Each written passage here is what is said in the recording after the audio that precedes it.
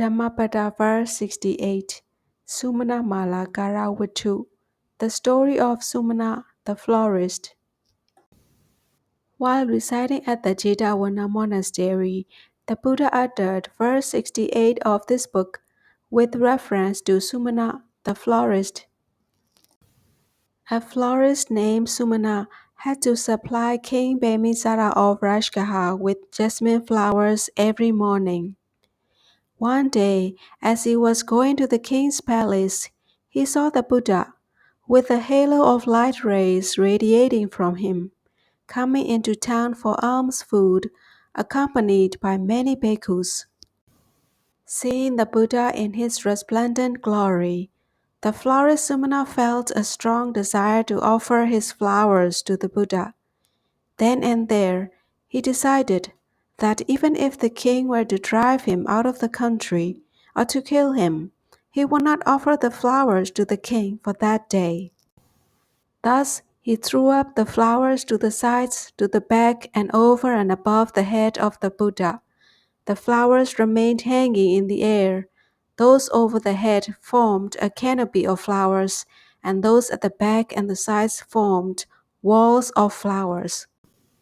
These flowers followed the Buddha in this position as he moved on, and stopped when the Buddha stopped.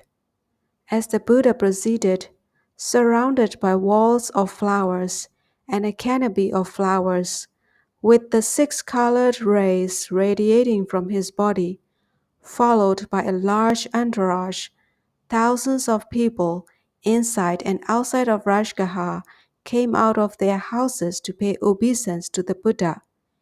As for Sumana, his entire body was suffused with delightful satisfaction. Piti. The wife of the florist Sumana then went to the king and said that she had nothing to do with her husband failing to supply the king with flowers for that day. The king, being Isotapana himself, felt quite happy about the flowers. He came out to see the wonderful sight and paid obeisance to the Buddha. The king also took the opportunity to offer alms food to the Buddha and his disciples. After the meal, the Buddha returned in the Jetavana monastery, and the king followed him for some distance. On arrival back at the palace, King Bemisara sent for Sumana and offered him a reward of 8 elephants, 8 horses, 8 male slaves, 8 female slaves, 8 maidens, and 8,000 in cash.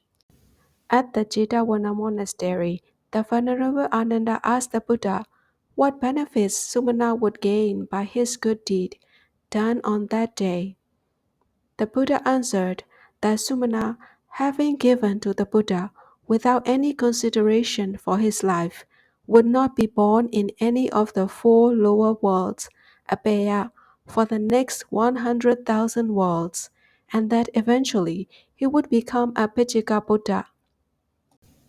That night, at the end of the usual discourse, the Buddha spoke in verse as follows. Verse 68. That deed is well done if one has not to repent for having done it, and if one is delightful and happy with the result of that deed.